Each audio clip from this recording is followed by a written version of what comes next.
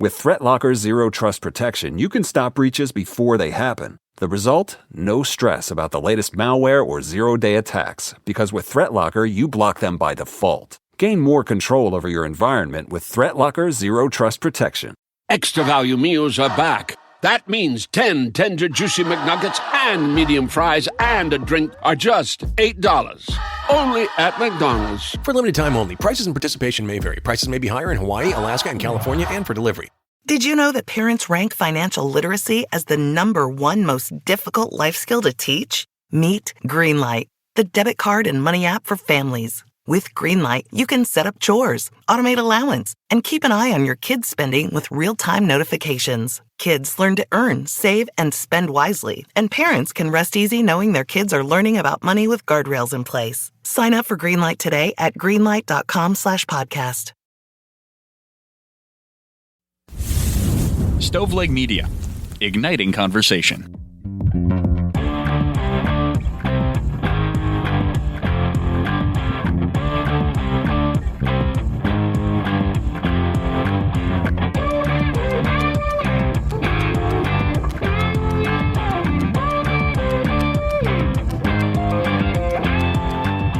This is True Crime Cast. Jamie here with a special interview with Bert Maverick Gonzalez, a police officer who's done a ton of training, really an authority on all things safety. So we're going to talk to him today and look forward to this conversation.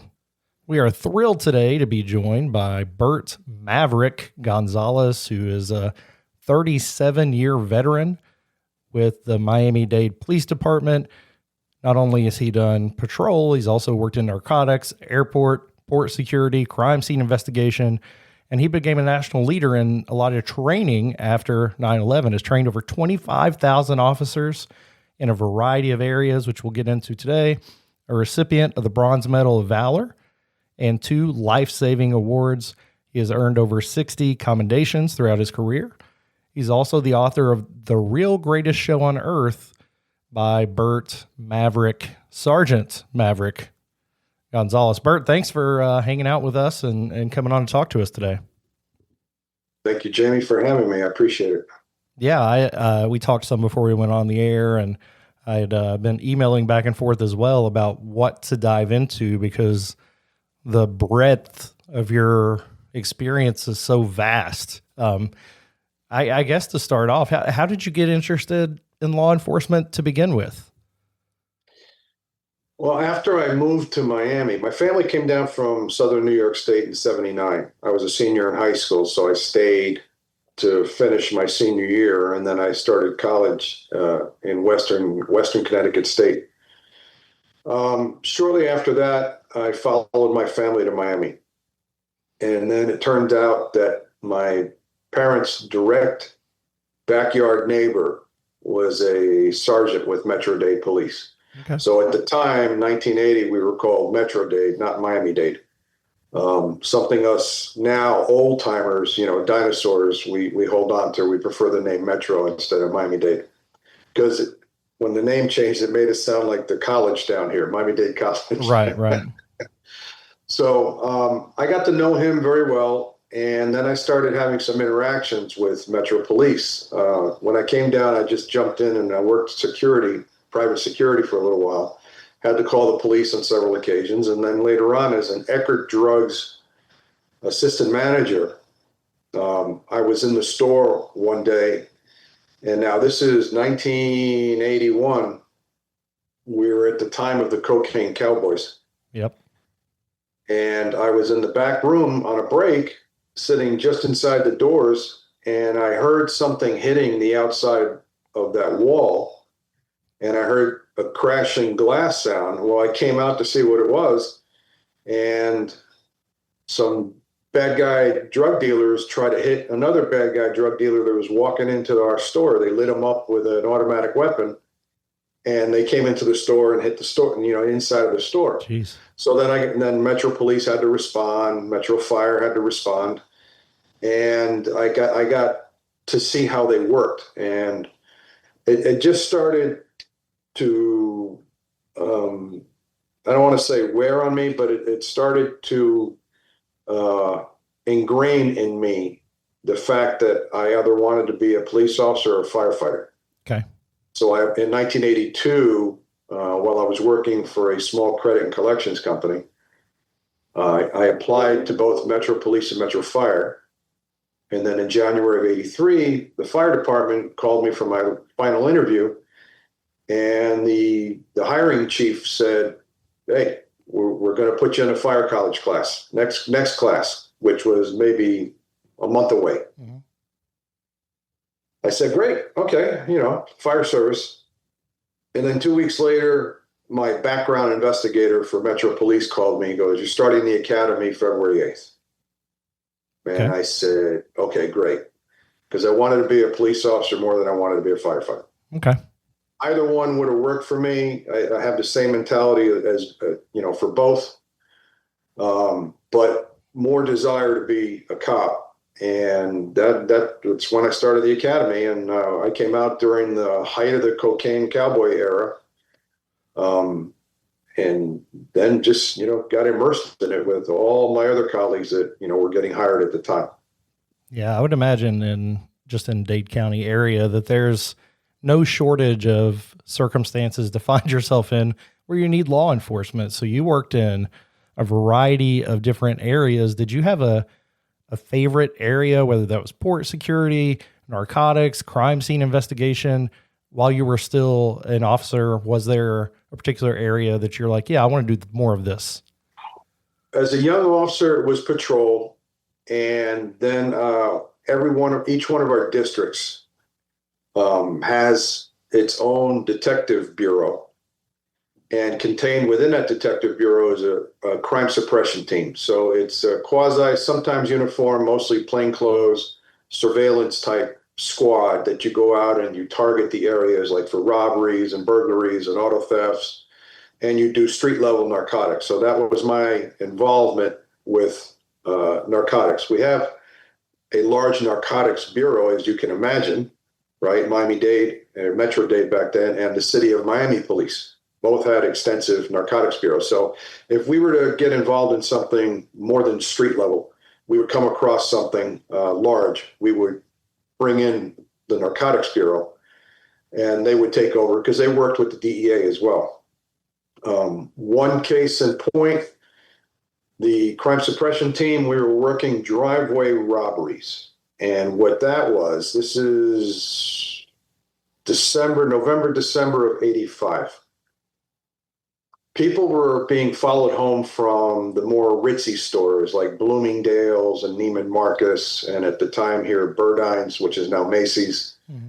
And they drive nice cars, and they're driving home to an area that is very affluent, and they would get robbed in their driveways, right? To just pull up, rob them, hit them, whatever, steal their jewelry, whatever they had on, and flee. So we were assigned to work that.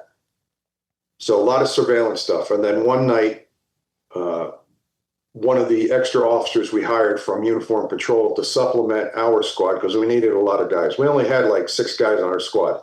We needed at least double that for this detail. We came across 2 guys one evening that were peering, they were at the front door of the house. One of them was looking in the picture window on the side. And I turned to Mark, and it was dark. It was, it was December. So the time had changed. So at 7 o'clock, 8 o'clock, it's dark already. We looked at it. It was very suspicious. 2 guys. One of them was holding a package. We drove down. We turned around. We came back. They were gone. Okay, so red flags are going up. We pulled down the street. We backed into a driveway. I knocked on the door, and I badged the resident, and I said, hey, we're Metro Police. We're watching a house right over here. I don't want you to call the police on us, okay? Because we didn't want any uniformed cars to blow our surveillance. We called in the rest of the squad, and Joe from the squad, who was our talker, right? He was very smooth at talking. He went to the front door with one of the guys, and Mark and I went around the back, and we just posted up. He's talking to the woman that answered the door, and he's asking her, well, there were 2 guys here at the front door. No, there was nobody here. So then he relays that to us around the back, and I said, Joe, we're staring at the two guys sitting in the Florida room on the couch with the children. Okay, those are the two guys that we saw at the front door. So, something's wrong. Joe, using his gift of gab, talked his way in. We talked to the woman. We detained the two guys, and she gave us a consent to search the house. We started searching. We found in one of the rooms in the closet suitcases with coffee grounds in them. We found a garbage bag, which eventually we counted $1,300,000 in cash. There was a ledger book on a table that went to the DEA, and they broke the code. And we found some Mac 11 machine guns. And then when we got into the attic, we found 208 kilos of cocaine. Wow. And at that time, it was the largest seizure in Dade County. Yeah, what year was this? The end of 85. Okay. So the DEA broke the code, and that came back to a real estate office in Miami, Milan, Italy, and Colombia. So it was a triangle. And they had set up a Colombian family with children to live in this house to make it look like someone was just living there. But that's where they were funneling things out of. The two guys were drug dealers, traffickers. And for that, we brought in narcotics. Narcotics brought in a DEA, and, we had turned it over to narcotics because it was such a big seizure. It wasn't street level anymore. Fast forward a little bit, you go in time, and now it's brought in by the tonnage. So at the time, that was a big deal for us.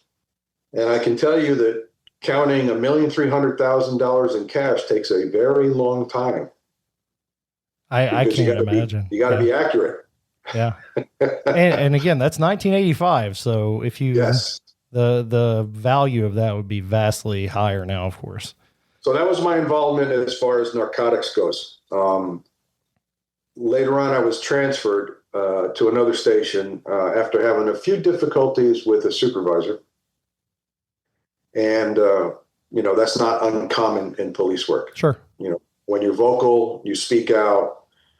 They sometimes don't like that, So I became a field training officer in my new district, and I started training rookies, and I enjoyed it. I wasn't, much more than 4.5 years on the job myself, but at the time we had to grow so much. We were hiring so many cops, us in the city of Miami, that you didn't have a pool of 10 to 15 year veteran officers to train the rookies.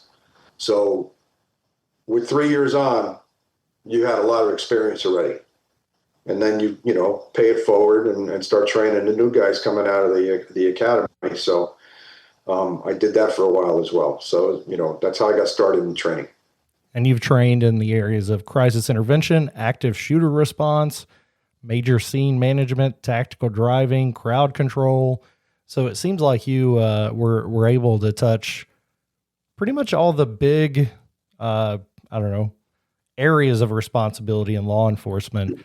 And with all that expertise, you've written a book. Again, The Greatest Show on Earth by Bert, Maverick, Gonzalez, which you kind of opened the door behind the scenes for police work. What was your motivation? Why did you want to write this book? During our travels, and this is not unique to me, so everything I talk about in the book, it's not me that I did all these things. Let's qualify some of the statements. When I say I've trained 25,000 officers, that's a rough estimate over the whole period of time. But as a member of a cadre, training committees, where we train the officers. And the biggest one is the Mobile Field Force Training Committee. That's what we call crowd control down here. Right. So that's a big committee that I joined after I got promoted in 98. And I spent 18 years on that committee. And every spring, which we called our Mobile Field Force training season, because it's spring down here and it's not quite so hot. As it is during the summer, because you got to wear a lot of gear, the riot gear and all that. And we're putting them through their paces out in the field, and we're fighting with them. to simulate violent crowds. And I instituted first throwing tennis balls at them. I'm a tennis player, so I would bring my tennis balls to simulate rocks and bottles. Yeah. And it worked fine, but when you have a shield, the tennis ball bounces off and boom, and we're chasing tennis balls all over the place. So then I went to Burger King and I asked them for those little plastic balls in the playgrounds. Yeah. And I was able to get a few hundred from one of the local Burger Kings. I told them who I was, what I was doing. So I cut them open. I filled them about 3/4 with sand, put duct tape on them, and then we threw those, and then they would hit the shield and just fall on the ground. But it also worked well that if the officer didn't properly utilize the shield and his protective gear and he got hit with it, it hurts. Mm-hmm. So pretend it's a real rock or a bottle, but every year we saw about 2,000 officers. We just keep retraining our people every year to keep them proficient in crowd control. So when you start adding those numbers up over 18 years, you can see where that part of that 25,000 comes into play. And then I was a driving instructor after my first year on the job. Driving is a passion of mine, so I put in to become a driving instructor, and they accepted me. And for 36 of my 37 years, on and off, not all the time, I taught driving. And then later as a sergeant, I got heavily involved in the crisis intervention team program and training officers to deal with the mentally ill. Major scene management, I was part of a really great group started by Lieutenant Raul Chuy Martinez, who I was my supervisor in crime scene for a little bit, but then the director came to him and said, we are really lacking good supervision out on the street. We need to train our sergeants and lieutenants to handle crises better than what we're doing.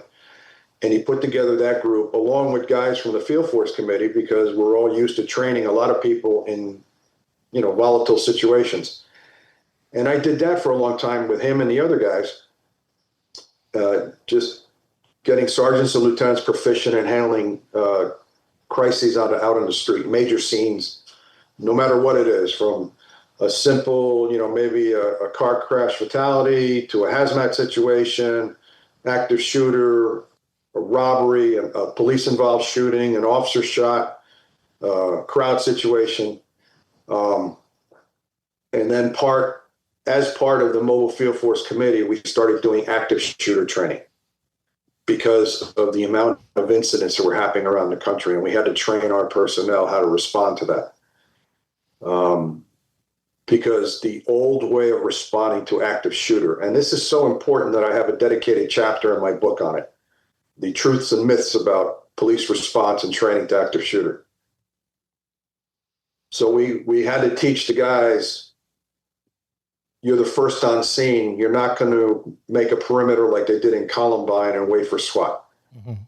You need to go in and you need to neutralize the threat, because every gunshot is a child or a person dying. So that we did for quite a few years, and that's really intense training because you're going in harm's way and everybody knows it, and you've got to try to overcome that fear of knowing you're going to go confront some bad guys with some really serious weapons. So it's my experience in training has been with a large group of people most of the time and working together. So I just want to make it clear, it's not me alone. Sure. I'm not unique. So with the book, during my travels, a lot of the people we encounter will say, hey, with everything you've seen and done, you ought to write a book. And I heard that a lot during my career from people on patrol. I had to go into their house to handle a call, or, I got them on a crash, or whatever the case is. So in 2018, I started giving it some serious thought. And I said, let me see if I can do this. I've been writing reports for 15 years as an officer, incident reports, arrest forms, crashes, all that kind of stuff. While it's not a book, it's still writing. And then as a sergeant, I had all the administrative reports that I had to write. And then the memos explaining the actions of one of my officers, or, something like that. And you're always telling a story when you're writing these things, especially a use of force report. If the guys got into a fight with somebody, then as a sergeant, then I got to do a use of force report.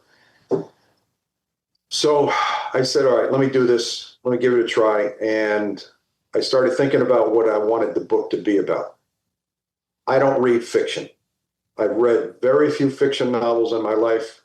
The only one that I really remember and enjoyed was Red Storm Rising by Tom Clancy. Yep. Okay. Which kind of like what Russia is doing now by spreading out into Ukraine again, right? Right.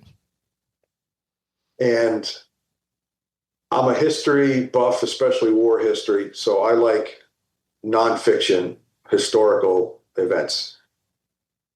And then I put together a list of things I wanted to write about.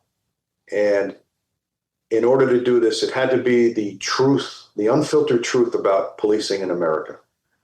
What I wrote in the book is what happens every day on the streets of the U.S. involving the police. It's unfiltered. It's the good, the bad, and the ugly. I praise us. I throw us under the bus when I need to.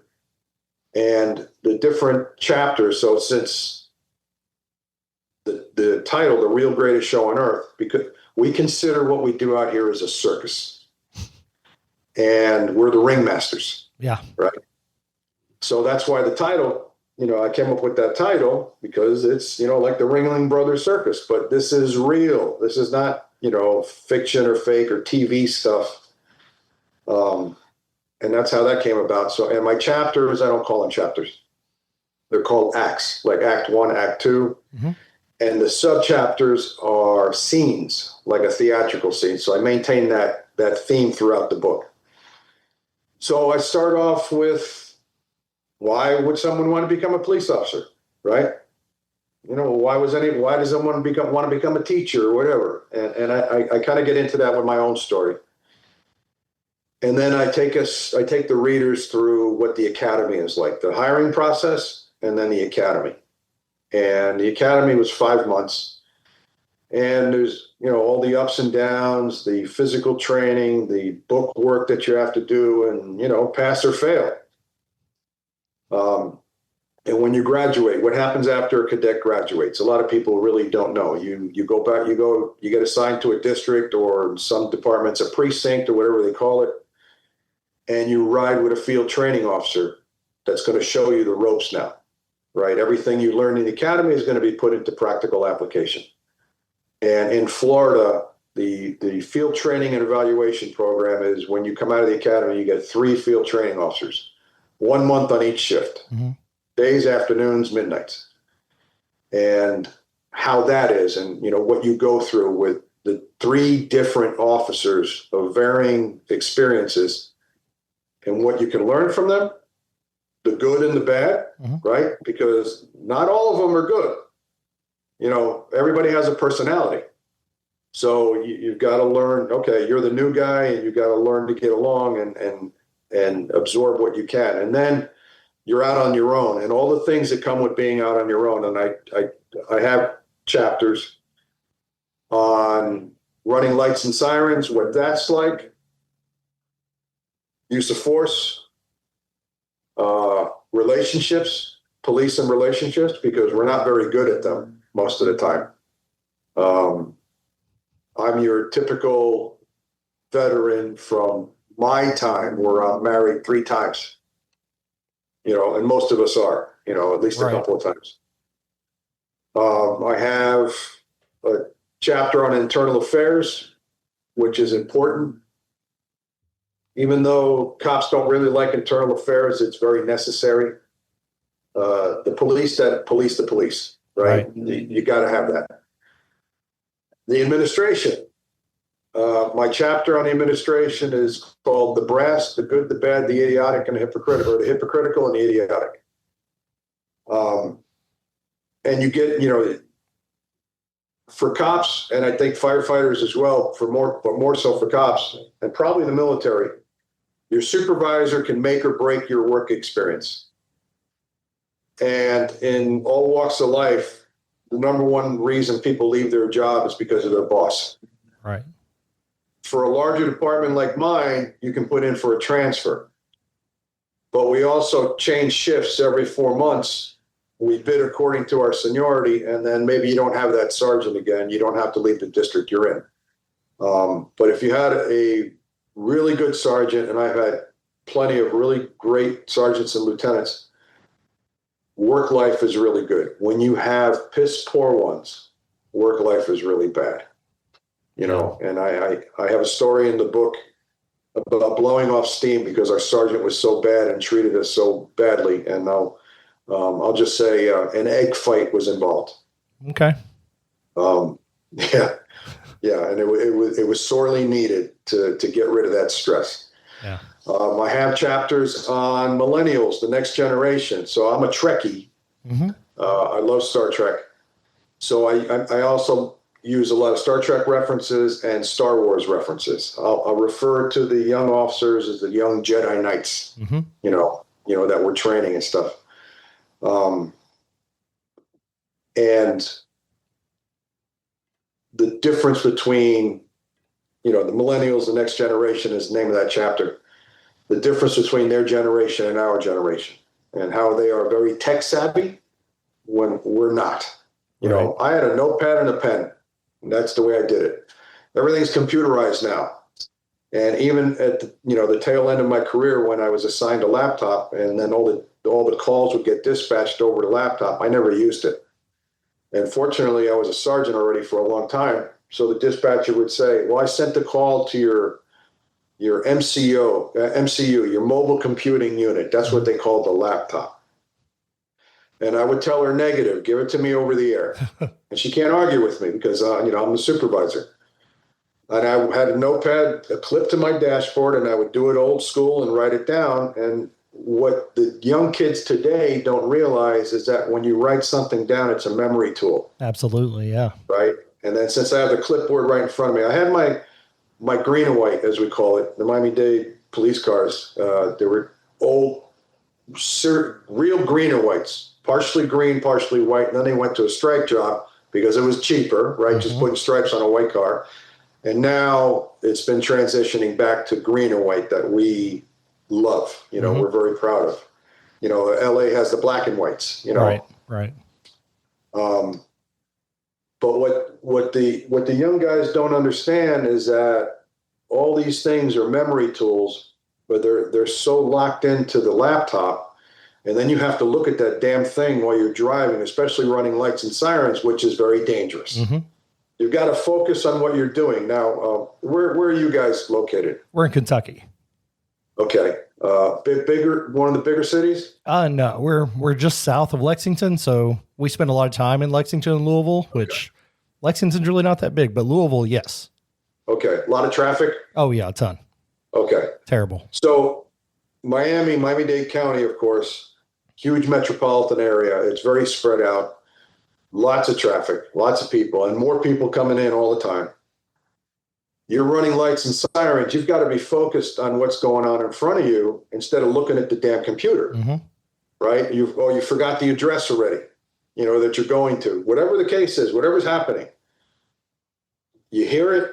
And my wife does this with me all the time. She'll give me an address of someplace we're going. Boom, it's in here. Mm-hmm. I don't need her to tell me again. Because of so many years of repetition, right, that I memorized the address right away. The young guys aren't really doing that. They are much better because everything's computerized. They're much better with this stuff, writing reports and arrest forms and all kinds of stuff and running background checks on people. I didn't know how to do that. I pick up the microphone and tell the dispatcher, check this driver's license or this guy for me. Yeah. That's the only way we could do it back then. Laptops and computers didn't exist. Not for us, anyway. So that's really the crux of the book as a how-to guide for civilians, the media, the public, politicians. I get into politics in the book because police are directly affected by the politicians that they mm-hmm. serve. And whatever policies they may, lay down makes our lives either our jobs either easier, not always the case, not usually the case. It makes it worse. It makes it harder for us. Yeah. With Jessica from ThinkAmerican.News, I've written a whole bunch of op-eds for her. And my latest one is on the Chicago refusal to Chicago PD refusal to respond as backup to ICE on that incident on October 4th. Right. And I was so upset by that while I was on vacation in North Carolina, I took my laptop with me, knowing that my wife and I were going to have some downtime at the cabin, that I was going to write this article. You never, ever, ever not back up a fellow officer. It's just not done. Yeah. But that's because of the politicians' policies in Chicago. That never would have happened here, and I'll tell you why. We have a little clause in our manual that says you do not have to follow an order if it's illegal or immoral. Not backing up other officers is at the very least immoral and unethical. I would venture to say it crosses over into the malfeasance and illegal. And I like to see some people go to jail for this, but that's just my opinion. Right. So the book is about all those things, completely unfiltered, so the public can understand who we are, why we do things the way we do, especially when it comes to use of force. Why do police engage? Why do they have to beat somebody into submission? Sometimes have to shoot them, use tasers, whatever the case is. Why? I explain all those things. I have a chapter on domestics, because that's the single most dangerous call a police officer responds to. So these are the important things, the highlights of the career. I also have a chapter on going to court, which I call another circus. And if you've ever been in a criminal court or a traffic court, it really is a circus. It's wild, yeah. And the poor bastard that doesn't have a lot of money, that can't afford an attorney, usually gets steamrolled in court. Where the guy with a lot of money is going to have the best lawyers, and they're going to play the games. And delay and delay and delay. And, but all these things are part of our lives. And I felt it was important to cover those things. Yeah. What I love most about it is the comprehensive piece of, you mentioned throwing yourselves under the bus. Like, it's not all, this is everything we do great. Like, there are problems, and you're also crossing generations and changes over time. And I mean, obviously in recent years, a big change over time is having body cams. And yes, I've never seen a body cam video to show how well an officer handled something. We only get to see the ones where things go or appear to go poorly. And a lot of it are those instances of force there. So I think it would help the public greatly to know what are officers trained on with use of force, why are they doing those things? So can you just give us maybe a preview of that from the book? Sure. So our force now, in my chapter on police and politics called Oil and Water, I get into some of the misconceptions about us. And one of the things that annoys the hell out of me and my colleagues, ours is the only profession that you hear when people talk about us, usually in the media and politicians, that 99% of all police officers are good. I'm sick and tired of hearing that. Do you ever hear that about any other vocation in our society? No. You don't hear it about firefighters. Yeah. You don't hear it about teachers. You certainly don't hear it about politicians. Okay. Yeah. You don't hear it about lawyers. But that's the way we're described. Because when you see a use of force incident and it looks bad. Now here's a question that I always ask, so I want your honest answer. When you see a use of force incident on the TV news, does it look ugly? Always. Yeah. Yes. Yeah. Right. It always does. Force is ugly. You're hurting somebody. Okay. How did they get there? So before everybody starts doing this Olympic sport, as we call it, jumping to conclusions. Right. Let's peel back the layers of this onion and find out why that officer or those officers reached that level of force, from simple grabbing and handcuffing all the way up to deadly force and possibly firearm usage. Our force is directly proportionate to the level of resistance by the subject. Mm-hmm. So, Jamie, are you married? I am. Okay, so you're living here in Miami-Dade County, and you and your wife have an argument that reached certain level that police were called, right? Started getting a bit violent, loud and violent. We respond to your house. We respond minimum 2 officers. That's a 2-man call. Okay. Any domestic's a 2-man call, probably more depending on the level of violence or how the call came in from a family member, a neighbor, one of you yourselves called the police. We determine, and this is the norm, this is the higher percentage. You hit your wife. Okay. We determine domestic battery. Jamie's going to jail today. But Jamie doesn't want to go to jail today. Right. And we tell him, Mr. Boggs, turn around, put your hands behind your back. You're under arrest for domestic battery. Okay. You say, F you, no, I'm not going. And we say, F you, yes, you are. Okay. Sure. Now we go to put hands on you and you start fighting us. Your level of resistance is more from just pulling your arms away, like this, and we're trying to grab you, to where now you're swinging on us, and we just go from 0 to 100% in a few seconds or 30 seconds, and now it's an all-out, knockdown, drag-out fight. We have to take you into custody.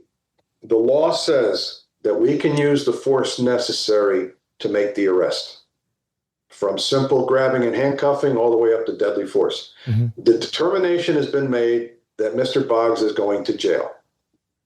That's it, end of story. There is no arguing. Right. You're not going to dispute it here on the scene. You have court for that later on. Right now, you must comply with our orders to submit to our arrest. You want to fight. So we're going to keep fighting until you've submitted. That could mean that you're going to get hurt from strikes with hands, strikes with a baton. A weapon of opportunity could have been the flashlight we had in our hand. Now, all the guys carry these little short flashlights that are super bright, but we had 3-cell flashlights back in the day, made out of aircraft aluminum. Yeah. It makes a great weapon, right? And I've had to use it in that way because I was in the middle of a knockdown, drag-out fight, and I happen to have it in my hand. I'm allowed to do that. The law says I can do that until you're taken into custody. Suppose now you're trying to grab our gun, which happens in many, many fights. Every single fight that a police officer is involved in, there's at least one gun involved. His. Mm-hmm. Bad guys will try to get that gun from us. The development of retention holsters, started in the 80s to retain that weapon, and gun retention training to keep it in your holster when they're trying to get it. If you are going for my gun, that means it's deadly force. Mm-hmm. What are you going to do if you get my gun? You're going to hold it up and go, well, Sergeant Gonzalez, look how you've got a nice looking gun here. No, you're going to shoot me with my own gun. And in 1983, when I graduated the academy, 50% of all officers shot in the U.S. were shot with their own weapon. Mm. It was a problem. Yeah. Fortunately, it's way down low now because of the retention holsters and because of the training. And the way that we interact with people. I'm going to keep you at least 3 feet away from me when I'm interacting with you. It's the 3-foot world, as soldiers call it, right? Right. Same thing for police, exact same thing. We're going to keep you at bay because it gives us reaction time if you try to go for a gun. But you try to go for my gun, you're going to get seriously hurt.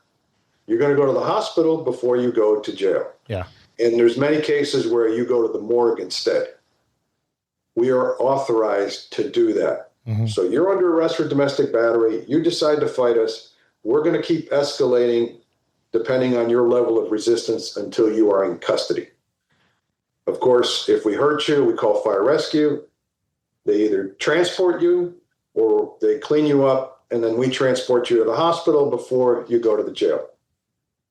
Those are the things you don't get to see on the videos that the news puts out, right, or people on social media. How did it happen? How did it start? And the biggest example of that, which I used in the book, is the Rodney King incident. Mm-hmm.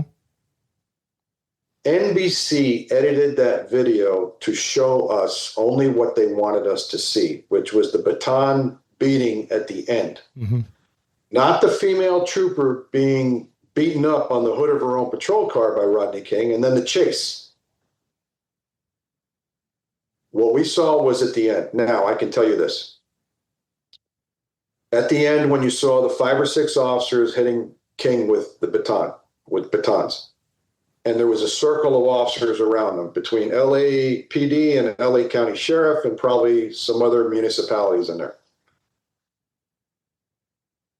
While he was still standing and they were hitting him, they were completely justified in what they were doing. When he went down on a knee, why do you continue doing it?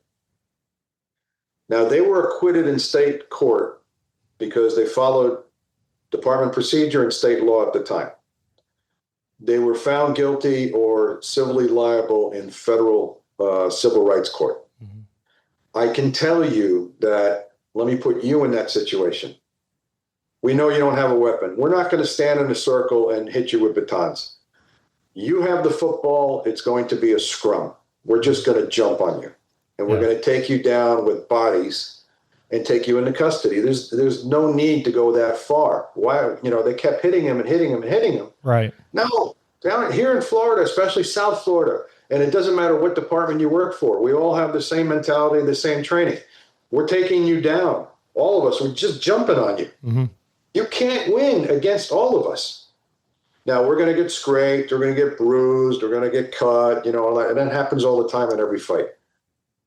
But we're not going to sit around and beat you senselessly, for that period of time. That was so bad. Yeah.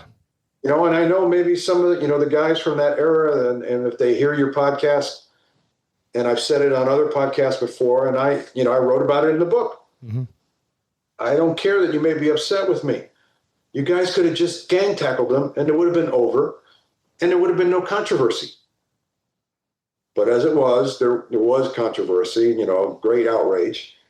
And he got $56 million in civil court, $1 million for each baton strike. Oh, wow. Yeah. And we learned from our own lessons here back in the late 70s with the McDuffie riots, mm-hmm. where some of our own officers beat a motorcyclist to death, and then it prompted the 1980 riots when they were acquitted. What can I say? Bad apples, here and there. So that's the unfiltered part of what I'm talking about. Some questions that, I feel like people pose often is, what are the limitations? Because a lot of what we see in these videos that's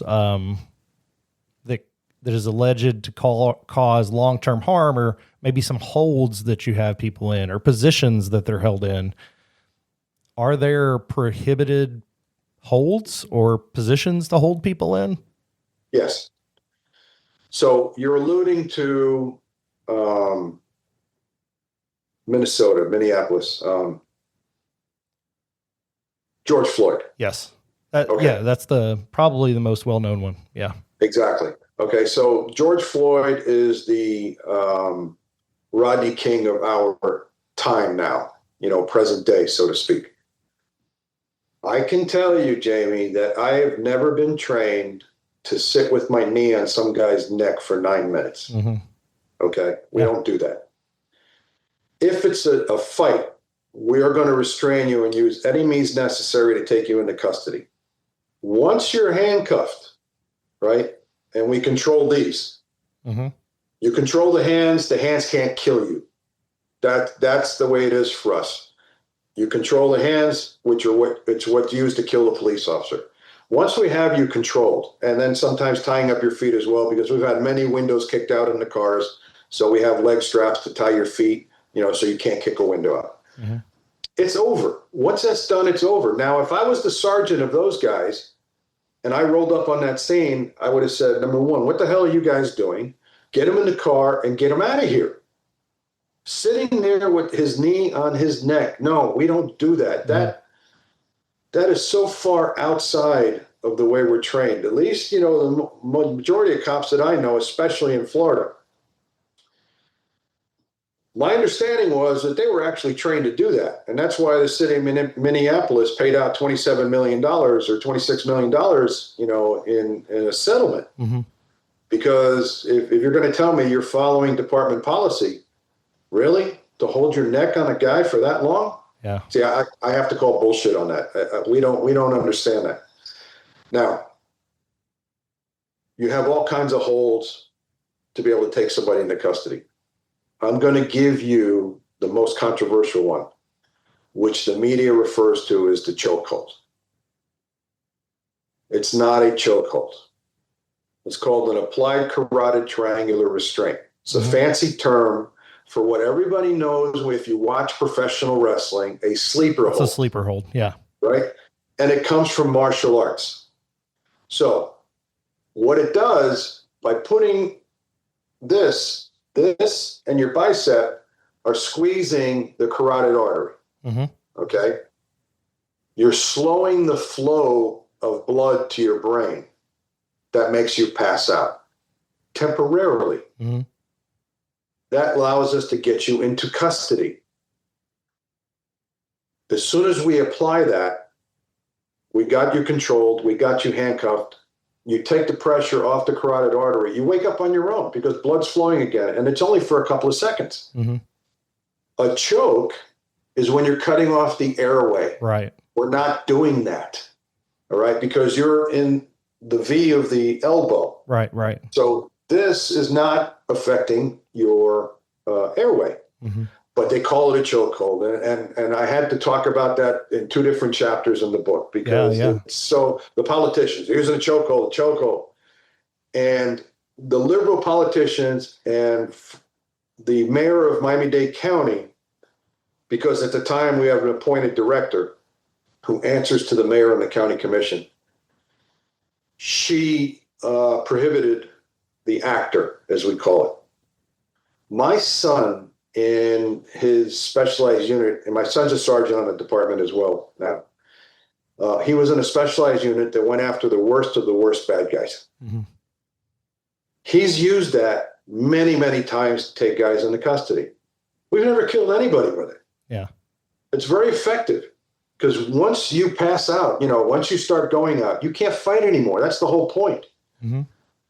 Now, can an accident happen where you squeeze too hard, or because the subject is struggling, it moves from the V in the elbow to the bone of your forearm, right? And then could it collapse the windpipe? Yes, of course. Anything can happen. But in our experience in South Florida, especially my department, we've never seriously hurt anybody with that. We've never killed anybody. Mm-hmm. And when we apply that, that's use of force. That means a sergeant has to do a use of force report. We have to call fire rescue for the subject to get him checked out. Then we have to take him to the hospital to get him checked out. And then they go to jail. So it's really a misconception as to how we apply that technique. We recently transitioned. We were always the sheriff's office, Miami-Dade County Sheriff's Office. And then in 58, it transitioned to what's called in Florida the Home Rule Charter, where Tallahassee allowed Dade County to govern itself. So they didn't have an elected sheriff anymore, but an appointed director that answered to the commission. Mm-hmm. Last year, we had an election. The public voted to have an elected sheriff in Dade County again, along with the other 66 counties in Florida that have all have elected sheriffs. So now our new sheriff, Rosie, who was an assistant director with us, she no longer answers to the mayor. So she can implement any policies she wants. Unlike a chief of police in a city, or let's say like Chicago, you answer to the mayor. You work at the pleasure of the mayor. The commissioner in New York works at the pleasure of the mayor. Mm-hmm. So now it's being reinstituted as a useful use of force tool, because it really is a valuable tool for police officers. You're by yourself, especially if you can get them into that hold, you can apply it, get them to pass out, roll them over, get them handcuffed. Fight's over. You know, so yes, there's restrictions. That's a useful tool. Choking somebody out here is never permitted. Holding someone, you know, on their neck for 9 minutes, that's never permitted. We used to do something a long time ago called hog tie, where we would handcuff your hands and feet behind your back and tie your feet up, bring your knees up like this, and get them tied to your hands. So now you can't kick, you can't do anything. Our medical examiner at the time found that if you're laying on your stomach like that, you can die of asphyxiation. There's some people that don't do well with that positioning. So then we had to get rid of that particular technique, which is fine. Sure. You know. And as time goes on, the decades go on, we evolve like everything else does, you know, and then things that may have worked before, were allowed before, are not allowed now. And I think for the most part, it's a good thing. Like you had mentioned, the cameras. Yeah. Yeah, I have two more questions. I don't want to take too much of your time, and I don't want you to give up your entire book, but out of my personal curiosity, what are the guidelines for the discretion between a taser and a firearm in certain situations? Okay. The taser, by Taser International, is called Axion now. They came up with a great tool. This was really to get people that are mentally ill or under the influence of drugs and alcohol to comply with police orders so you can take them into custody. So in your domestic case, we arrest you. That's an arrest. You have mental illness, and we're going to take you into protective custody and take you to a crisis receiving facility so you stop hurting yourself or self-neglecting. That's also called an arrest. We are arresting you physically, taking you against your will from this place to that place. Everything's called an arrest. The taser was designed for those instances and also for violent subjects. So what it does, and people, this is a big misconception. The taser is an electronic control device, ECD, or electronic control weapon, depending on what the agency calls it. It will shoot out two prongs, and when I'm pointing it at you, it looks just like a gun, and it's worn cross-draw. Or in the early days of taser, a lot of officers were carrying it on the same thigh as the firearm, and they ended up pulling the wrong weapon. Sure. So we strictly 100% cross-draw, so you know you're not pulling your firearm. It shoots out two darts, and with 21 feet of wire. One dart goes perfectly straight, the other one goes on an angle. What you're trying to do is hit your subject with a spread pattern. The wider the spread, the longer the arc to close the circuit, and the more effective it is. It uses 50,000 volts, and I know that scares a lot of people. All that means is that's the power necessary to shoot those darts out and complete the circuit. It's actually 0.038 amps. You ever hear the saying, you know, it's not the volts that kill you, it's the amps? Yeah. Right. So this is very, very low amperage. But what it does, it affects the neuromuscular system of your body. It doesn't affect your heart. It doesn't affect your brain or anything like that. That's a big misconception. No one has died because of the use of the taser, even though we've had incidents where they say the police killed a guy with a taser. No, that's not the case. He had an underlying condition, okay, that ended up killing him because of the amount of exertion that they projected at the time. So the taser locks your muscles up. And when I went through taser training, we had to get tased. Sure. So we can feel what it's like. This way, when we go to court and we're asked in a coroner's inquest, why did you shoot that guy? Well, he had his own taser, he got my taser, and I know that if he hits me with it, I can't do anything. I'm completely immobilized. Therefore, it's deadly force against me, and I can return with deadly force. The taser locks you up, and Jamie, it hurts like you cannot believe. Yeah. The nickname we gave it is called riding the lightning. Mm-hmm. I've heard that. Because it hurts so bad. So we use that to take people into custody, and it locks them up if it hits just right. Uh-huh. So in your region, it gets cold. Mm-hmm. You're wearing a heavy jacket. It doesn't work on a heavy jacket. It doesn't go through. The darts have to penetrate. Mm-hmm. It works in warmer areas because people are usually in T-shirts or something very light, so it works well. But it's also not 100% accurate because you're deploying it under stress.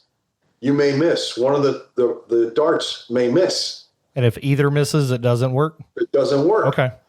And then on TV, and this drives me insane. You ever see in the TV shows or movies when someone gets shocked with a handheld device? You know, they shock them, and then they pass out, you know, and they kidnap them or whatever the case is. You can do that with a taser. You take the cartridge off that has the darts in it. It's got 2 prongs on it that you can direct stun somebody. But that only hurts. It looks like a snake bite. That only shocks the part or hurts the part that it's touching. Once you remove it, there's no more pain. Once the taser stops, there's no more pain. Every trigger pull in a taser is 5 seconds. That's one cycle. Sometimes we've got to light people up 2 and 3 cycles to get their attention and make them stop fighting. Somebody with severe mental illness, they're not feeling pain. Someone who's really drunk or on serious drugs and they got spiders crawling all over them and they're naked and sweaty and all that, they're not feeling it. But that's what it was designed for. So the taser doesn't always work, and it certainly does not knock you out, make you unconscious. And the only real injuries from a taser, we are trained to remove the darts from our subject if they are in a non-vital area. So your torso, your leg, you know, fatty tissue, boom, pop them out. If we hit you in the neck or the face or something vital, the groin, you know, we take you to the emergency room and a doctor removes them. Those are the only injuries, or other than we tase you, you're locked up, you can't move. You know, we call it doing the chicken. You know, you're like this, and you fall down and hit your face because you can't, you know, protect yourself. Right. Those are the injuries from a taser. But they've never killed anybody. And we had a case here in Miami Beach where they first tried to say that the taser killed this kid, and then it was reversed because it didn't kill him. He had that underlying condition that I mentioned. And that happens with a lot of people. They don't know they have these conditions, or they're so hopped up on cocaine that it fries your system. And I actually had a kid die with my handcuffs on from cocaine psychosis, now called excited delirium. So that's how the taser really works. You know, people really don't understand that.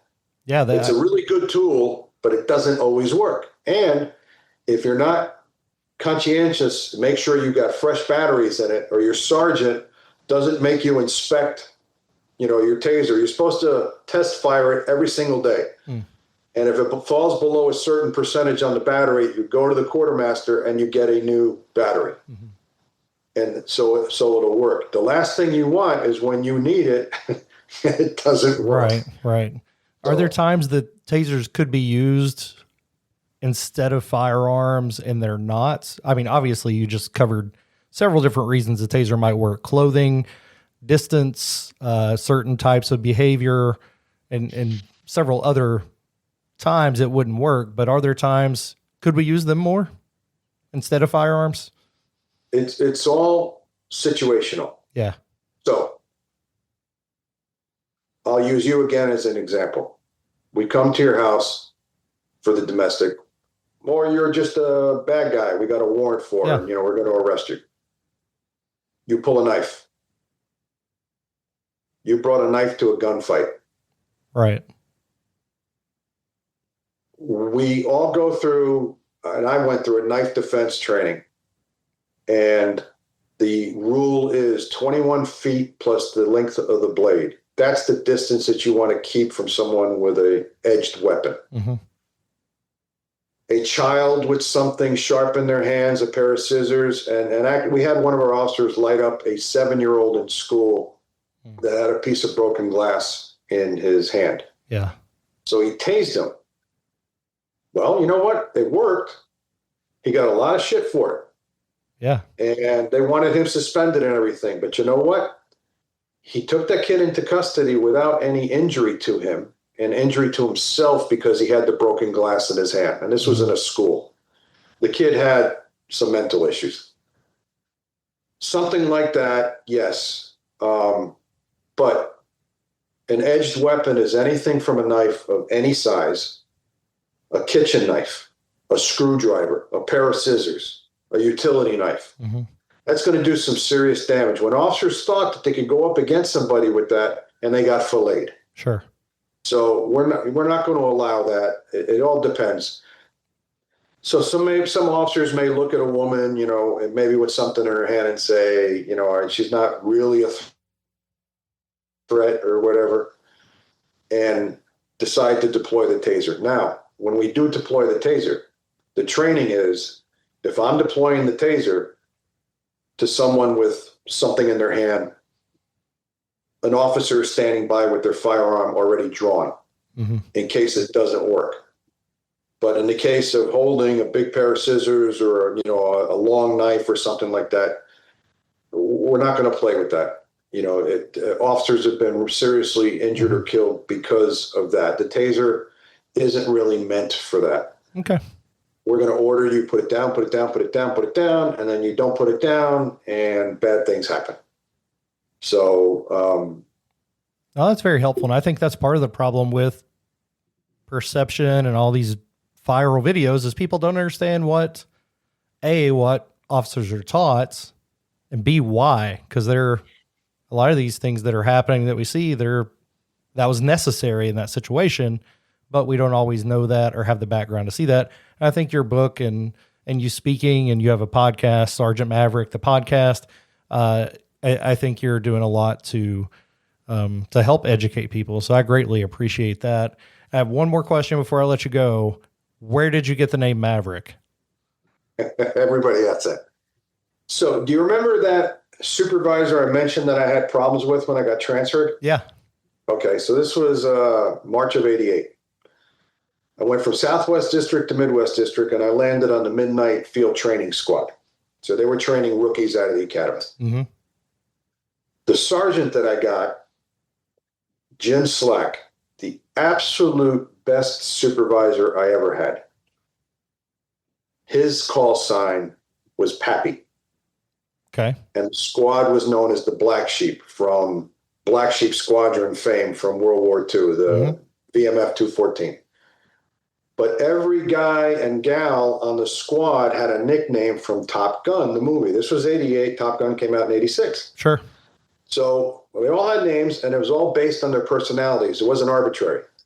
So one of my closest friends, David, whose call sign is Jester, and he's always laughing and joking. He's always happy. So Jester, Makes sense. The female in the squad, Patty, Mother Goose. It just kind of fit. Mm-hmm. So for me, since I came after, having some issues with a supervisor, they said, so you come with having been in trouble, and you come with having a reputation for doing things your way. You're Maverick. That also sounds like a perfect fit. Yeah. Yeah. And it stuck. I was Officer Maverick. And then when I got promoted, I was Sergeant Maverick, and it kind of became my alter ego. It's a lot of fun. I don't take it seriously. Yeah. I don't want you to think I got, we all have egos. All cops have egos. You got to have an ego to do the job, right? Because you got to be in control. But we have fun with it. And then, it became my nickname, the name of the podcast. It just seemed natural. And now for my son on the job, when one of the older guys, he's been on 13 years, but one of the guys has been on 20, 25, close to 30, they go, "Oh, you're Maverick's kid." So it's just fun. Yeah, it's very cool. I like it. I said, my alter ego. And, I don't have it tattooed on me. I have another, actually I do in this tattoo, just in the middle of my badge, it says Maverick. Okay. But, I like that. That's the story, and I'm sticking to it. No, love it. It's every good nickname has an origin story, and I like that one, and it sounds like it fit really well. Again, Bert's book is called The Real Greatest Show on Earth. You can get it on Amazon. We'll put links in the show notes. Where can people find you to hear more from you, Bert? SergeantMaverick.com. Okay. I have a new website. Like I said, I'm not good with tech, so my oldest daughter's friend built the website for me. It's sgtmaverick.com. The links to the book are there. My 3 episodes of my podcast so far. That's all I've been able to do right now. The links are there, as well as all the opinion editorials that I've done for ThinkAmerican.news. And, it's fun doing this. And I got another podcast of my own coming up where we talk about all those things, police, Sergeant Maverick, the podcast, police work, politics, and life. Okay. So I cover a variety of issues, not just cop talk. Sure. There's family segments. I get this last one I did, I got the wife involved because Mario got into a fight with an illegal alien that stabbed him 12 times. So I wanted to get the wife's perspective on what's it like being married to a cop. And then when she got the call that he was on his way to the hospital, no one talks about those things. So I'm trying to cover that, as well as I'm going to have episodes with my own kids coming up, so they can throw dad under the bus and say whatever they want, having a parent as a cop, Sure. No, love all that. Love what you're doing, and we appreciate your work. And Bert Gonzalez, Maverick, Sergeant Maverick, we appreciate you giving us some time today, and go check out his book. The honor's all mine, Jamie. Thank you very much.